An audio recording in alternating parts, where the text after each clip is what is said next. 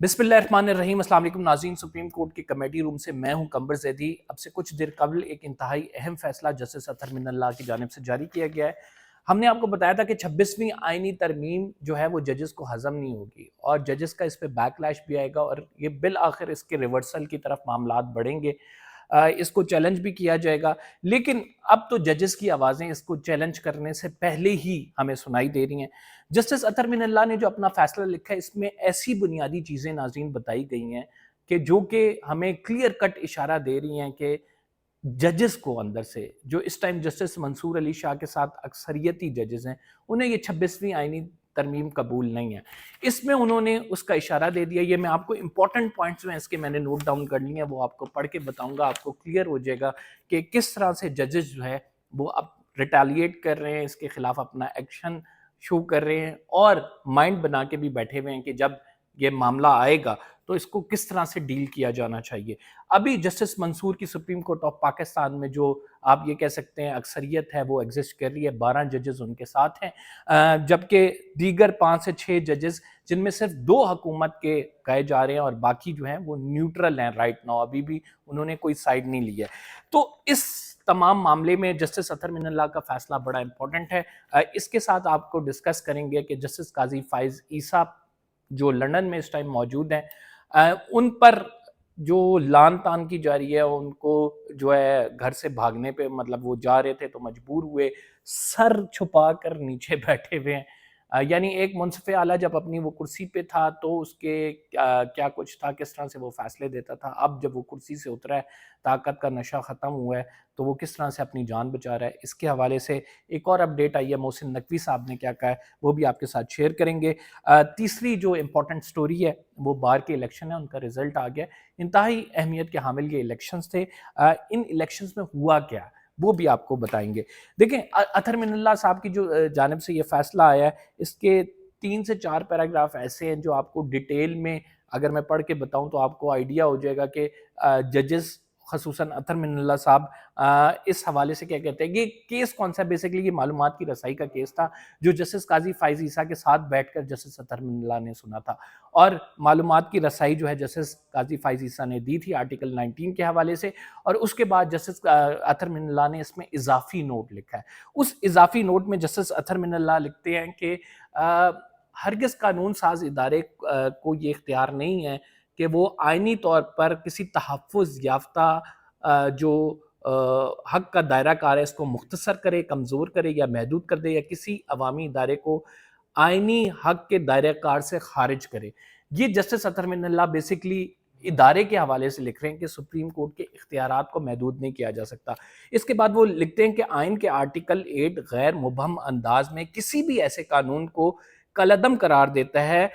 जिस हद तक वो बुनियादी इंसानी हकूक जो तय किए गए इससे मुतसादिम हो। इसके अलावा ये रियासत किसी भी ऐसे कानून को बनाने से रोकती है जो बुनियादी हकूक को छीन ले या मुख्तसर कर दे, या जो वाज़े हुक्म दिया इसके खिलाफ बनाया गया हो। आर्टिकल 7 में रियासत की तारीफ दर्ज की गई है और इसमें मजलिस शूरा पार्लियामेंट और मुतल्लिक सूबों से मुतल्लिक कानून साज असम्बलियाँ भी शामिल हैं। यानी पार्लियामेंट को ये इख्तियार नहीं है कि कोई भी ऐसी कानून साजी करे जो बुनियादी इंसानी हकूक के खिलाफ हो, जो कि इदारों के रोल को महदूद करती हो, जो कि इंसान से उसके बुनियादी हकूक छीन ले। अब 26वीं आईनी तरमीम को ज़रा देखते हैं। 26वीं आईनी तरमीम पे सबसे बड़ा झगड़ा ये है कि इसने सुप्रीम कोर्ट की पावर्स को कम कर दिया है। अगले दिन जो हेडलाइन लगी थी 26वीं आईनी तरमीम के, उसमें सारे अखबारों को आप उठा के देख लें तो उसमें एक बात लिखी हुई थी कि जुडिशरी की पावर जो है वो पार्लियामेंट के पास दे दी गई है, जुडिशल ओवर रीच को ख़त्म करने की कोशिश की गई है। तो ये मुख्तलिफ हेडलाइंस लगी हुई थी और पार्लियामेंट को इख्तियार दे दिया। तो इसमें जस्टिस अतहर मिनल्लाह क्लैरिटी के साथ लिखते हैं कि भाई आइन के आर्टिकल जो 8 है वो तो ऐसी किसी भी कानून साजी को कहता है कि उसको कलअदम करार दिया जाना चाहिए जो कि बुनियादी इंसानी हकूक के खिलाफ हो, یا پھر وہ غیر واضح اور مبہم ہو، یا پھر اس سے کسی بنیادی انسانی آئینی ادارے کے حق چھینا جا رہا ہو۔ پھر وہ یہ کہتے ہیں کہ یہ بات ناقابل تصور ہے کہ سپریم کورٹ شہریوں کے بنیادی حقوق کو کم کرے، ان کو چھین لے، اور یہ بات بھی ناقابل تصور ہے کہ اعلیٰ ترین فورم جس کے بنیادی حقوق اور تحفظ کی بھاری ذمہ داری سونپی گئی ہے، وہ ان کے حقوق کو کم کرے یا ان کے نفاذ کرنے میں سے صاف انکار کر دے۔ یعنی جسٹس اطہر من اللہ نے اپنی اوپینین دے دی ہے، اور اوپینین وہ اپنی بڑی واضح ہے جسٹس اطہر من اللہ کی، کہ وہ یہ کہہ رہے ہیں کہ آپ ایسی قانون سازی نہیں کر سکتے، پارلیمنٹ کو یہ اختیار حاصل نہیں ہے کہ جس کے باعث وہ جو ہے کسی بھی آئینی ادارے کے حقوق کو کم کر سکے۔ پھر اطہر من اللہ صاحب لکھتے ہیں اگر یہ شہری سمجھے کہ بنیادی حقوق کے محافظ خود ان کے حقوق محدود کرنے میں ملوث ہے تو عوام کا اعتماد ختم ہو جائے گا، اور یہی جسٹس قاضی فائز عیسیٰ کے دور میں ہوا ہے کہ جسٹس قاضی فائز عیسیٰ نے عوام کے حقوق کو محدود کیا۔ وہ ادارہ جو کہ عوام کے حقوق کے لیے بنا تھا، ان کو حقوق دلانے تھے، اسی ادارے کی جانب سے ایسے فیصلے آئے جس کی وجہ سے لوگوں کے حقوق متاثر ہوئے۔ تو اطہر من اللہ صاحب لکھتے ہیں شہری یہ سمجھے کہ بنیادی حقوق کا محافظ خود ان کے حقوق کو محدود کر رہا ہے تو عوام کا اعتماد اس ادارے سے ختم ہو جائے گا، جو کہ ہماری عدلیت پہ ختم ہو گیا لوگوں کا اعتماد، اور عدلیہ کی آزادی کمزور پڑ جائے گی، جو کہ 26ویں آئینی ترمیم کے بعد مکمل طور پر ہمیں ختم ہوتی ہوئی نظر آ رہی ہے۔ سپریم کورٹ کے پاس تلوار یا خزانے پر کوئی کنٹرول نہیں ہوتا ہے، اور اس کی قوت صرف طاقت عوام ہوتی ہے، اور عوام کا اس پہ اعتماد پر منحصر ہے۔ یعنی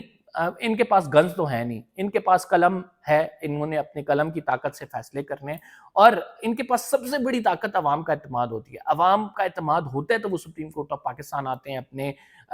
چیزیں لے کر، اپنے تنازعات لے کر، تاکہ سپریم کورٹ اس کا انصاف کے مطابق حل فراہم کرے۔ لیکن ایک ایسی سپریم کورٹ جو کہ متنازع ہو، جس کے بارے میں پہلے سے یہ تاثر بن گیا ہو کہ یہ ایسی کورٹ ہے کہ جو کہ وہ اس میں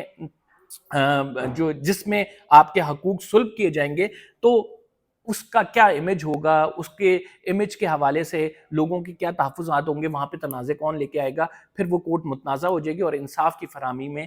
تعطل آ جائے گا۔ تو سپریم کورٹ دوسرے اداروں کے اقدامات اور فیصلوں میں شفافیت اور کھلے پن کو یقینی بنا کر بنیادی حقوق کا نفاذ کرتی ہے، جو کہ جسٹس قاضی فائز عیسیٰ کے دور میں نہیں ہوا۔ اب جسٹس اطہر من اللہ نے ناظرین وہ بیس پرووائڈ کر دی ہے جس کے تحت اگر 26ویں آئینی ترمیم کے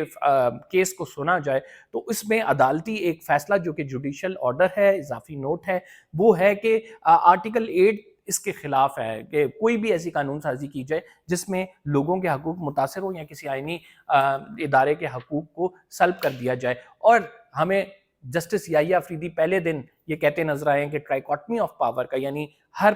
ادارے کی اپنی ایک اختیارات ہیں، کوئی اوور ریچ نہیں کرے گا، تو اس کے حوالے سے کہتے نظر آئے ہیں کہ وہ ہم انشور کریں گے۔ تو اب بڑی اہمیت کے حامل ہوگی اگر جو ہے 26ویں آئینی ترمیم کے خلاف کیس لگے گا، اس میں بڑے ٹھوس پوائنٹ آ گئے ہیں ایز آف ناؤ جو یہ فیصلہ جاری ہوا ہے۔ اگلی خبر پہ چلتے ہیں۔ جسٹس قاضی فائز عیسیٰ لنڈن میں ہیں، اور لنڈن میں جب وہ پہلے ہی دن، یعنی یہاں سے جب سپریم کورٹ سے ان کی ریٹائرمنٹ ہوئی تو انہوں نے پہلے دن ہی فلائٹ پکڑی اور لنڈن میں چلے گئے۔ فلائٹ پکڑنے سے لے کر لنڈن جانے تک اور آج کے دن تک ان کی ہر پبلک مقامات پہ ویڈیو بنتی رہی، لوگ ان کو گالیاں دیتے رہے، ایون کہ وہ ایئرپورٹ پہ موجود تھے تو انہوں نے کہا کہ یہ قاضی فائز عیسیٰ ہے اور اس نے ملک کے ساتھ زیادتی کی ہے۔ وہ لنڈن پہنچے تو ایئرپورٹ سے باہر نکلے تو ان کی ویڈیو ایک موجود ہے جس میں لوگ ان کو گالیاں دے رہے ہیں۔ اب رائٹ ناؤ انہوں نے اپنی جو ایک جو کالج ہے اس میں ایز اے بینچر وہ سلیکٹ ہوئے، اس سے پہلے جسٹس عائشہ ملک صاحبہ تھیں، تو اس میں جب وہ جانے لگے اور ان کی گاڑی جو ہے باہر سے نکل کر سامنے آنے لگی تو جسٹس قاضی فائز عیسیٰ کو ہم دیکھ سکتے ہیں کہ وہ یوں سر جھکا کے اپنا آگے جو ہیں وہ اس گاڑی میں بیٹھے ہوئے ہیں، اور جو تحریک انصاف کے کارکنان ہیں وہاں پہ وہ احتجاج کر رہے ہیں، اور جسٹس قاضی فائز عیسیٰ کی گاڑی کے پیچھے بھی بھاگ رہے ہیں اور ان کے خلاف جو ہے نعرے بھی بلند کیے جا رہے ہیں۔ دیکھیں دو اسپیکٹ ہیں اس کے، ایک تو یہ ہے کہ آپ نے اپنی کرسی پر بیٹھ کے جو فیصلے دیے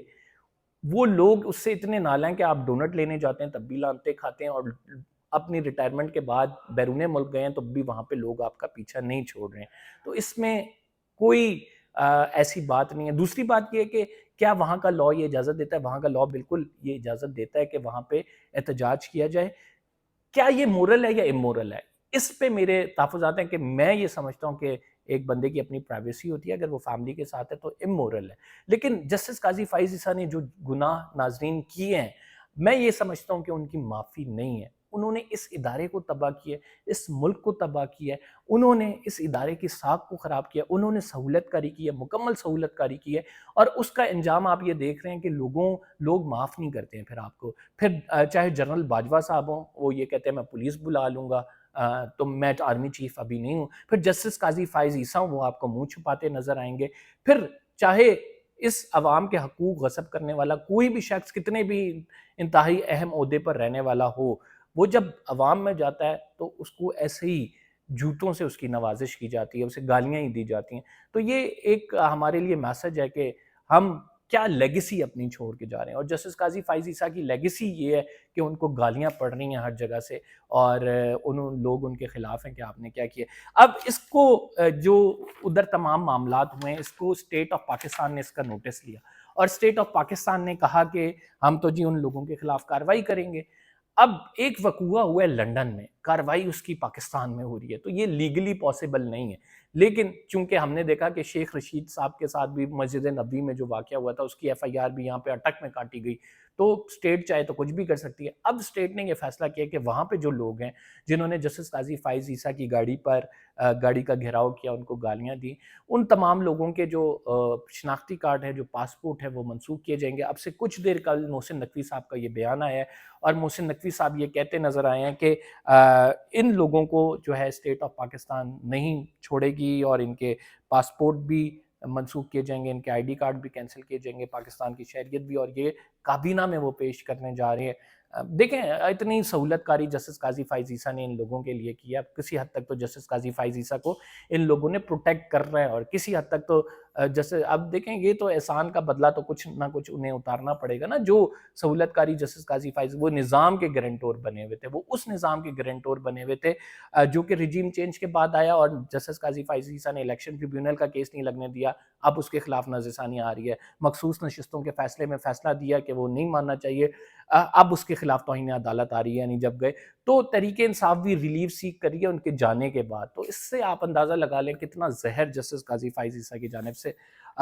گھولا گیا، اور اس کے پھر ہمیں اثرات بھی نظر آ رہے ہیں۔ ایک جو سب سے بڑی خبر ہے کہ حامد خان صاحب نے اعلان کیا تھا، اور وہ یہ اعلان تھا کہ وہ وکلا موومنٹ لیڈ کریں گے، اور سپریم کورٹ کے بار کا انتخابات کا اعلان کیا جا رہا تھا۔ دو گروپ تھے، آسما جہانگیر گروپ اور حامد خان گروپ۔ حامد خان گروپ کو شکست ہو گئی، ان کا صرف سیکرٹری جنرل آ سکا ہے، اور جو نائب صدر کے بھی ابھی جو عہدہ ہے اس پر اور صدر پر دونوں پر جو ہے جو برتری حاصل ہے وہ آسما جہانگیر گروپ کو ہے۔ آسما جہانگیر گروپ جو ہے احسن بون گروپ ہے، اور یہ حامد خان کے مخالف گروپ ہے۔ تو یعنی جو وکلا موومنٹ کی باتیں ہو رہی تھی کہ وکلا کو نکالا جائے گا، بار ساتھ ہوگی، سپریم کورٹ بار ایسوسیشن ایک بڑا پریشر گروپ ہے، اس کی وجوہات یہ ہے کہ یہاں سے درخواستیں دائر ہوتی ہیں، ججز پہ بھی ایک پریشر ہوتا ہے کہ یہ بار کے وکلا ہیں، سپریم کورٹ بار کے وکلا ہیں، اور یہاں سے ریلیف سیک کیا جا سکتا تھا۔ لیکن اب عمران خان صاحب کی حمایت یافتہ جو وکلا گروپ ہے وہ نہیں آیا ہے، دوسرا گروپ آ گیا۔ کیوں آیا ہے؟ اس کی وجوہات بڑی واضح ہیں، اور اس کی وجوہات یہ ہیں کہ جو حامد خان گروپ ہے اس نے اس طرح سے لوگوں کو پیسہ نہیں کھلایا، حامد خان گروپ نے ڈی ایچ اے سے معاہدے نہیں کیے، جبکہ آسما جہانگیر گروپ جو کہ احسن بون گروپ ہے، وہاں کے وکلا نے ڈی ایچ اے سے پلاٹ لیے، ان لوگوں کا آپس میں ایک ایم او یو سائن ہوا تھا کہ جوڈیشل جو کالونی ہے، جو ججز کے پلاٹس ہیں ان پہ ڈیولپمنٹ ڈی ایچ اے کی جانب سے ہوگی، مشینری ڈی ایچ اے کی موجود تھی۔ تو یہاں پہ جو وکلا سے ایک دو وکلا سے میری بات ہوئی تو انہوں نے کہا کہ بھائی ہم تو سوکھے نعرے لگا رہے تھے، وہاں سے تو لوگوں کو کہا جا رہا تھا، کسی کو کہہ رہے تھے کہ آپ کو جج بنا دیں گے، فاروق ایچ نائک اور اعظم نذیر تار، آپ اپنے ساتھ بندے لائیں، کسی کو یہ کہہ رہے تھے کہ ان کی سیویاں ریسیو کی جا رہی تھی کہ امپورٹنٹ پوسٹ دے دیں گے، کسی کو پیسے دیے جا رہے تھے، کسی کو کہہ رہے تھے کہ آپ کا پلاٹ ڈیولپ کرا دیں گے، تو بڑا پیسہ لگا ہے۔ تو لوگ خالی نعروں پہ، سوکھے نعروں پر نہیں جاتے، پیسہ لگتا ہے تو جاتے ہیں۔ تو انفارچونیٹلی یہ جو الیکشن ہے جس کے بعد ایکسپیکٹ کیا جا رہا تھا کہ کوئی لائر موومنٹ سٹارٹ ہوگی، حامد خان اپنا رول ادا کریں گے، وہ تو ہمیں ایز سچ ابھی نظر نہیں آ رہا ہے، اور حامد خان صاحب یہ الیکشن ہار گئے ہیں۔ رؤف عطا صاحب جو ہیں، جو کہ احسن گروپ کے تھے، احسن بون گروپ کے، وہ جیت گئے ہیں، اور منیر احمد کاکڑ صاحب کی شکست ہوئی ہے، اس کا بڑا امپیکٹ آئے گا، اور وہ بڑا امپیکٹ یہ ہوگا کہ جو امیدیں عمران خان صاحب نے لگائی ہوئی تھی وکلا موومنٹ سے وہ نہیں ہوگی. لیکن ایسا بھی نہیں ہے کہ بالکل ایک گلومی پکچر ہے. البتہ یہ ہے کہ کچھ نہ کچھ حامد خان صاحب لائے عمل کا اپنے ضرور اعلان کریں گے آئندہ کے، وہ جو ہوگا ہم آپ کو بتائیں گے. اگر آپ نے چینل سبسکرائب نہیں کیا تو سبسکرائب ضرور کر لیں. کوشش ہوتی ہے کریڈیبل انفارمیشن آپ کو دی جائے، فیکٹس کے ساتھ دی جائے، ٹائملی دی جائے. فی الحال کے لیے اتنا ہی. قمر زیدی کو اجازت دیجیے. اللہ نگہبان.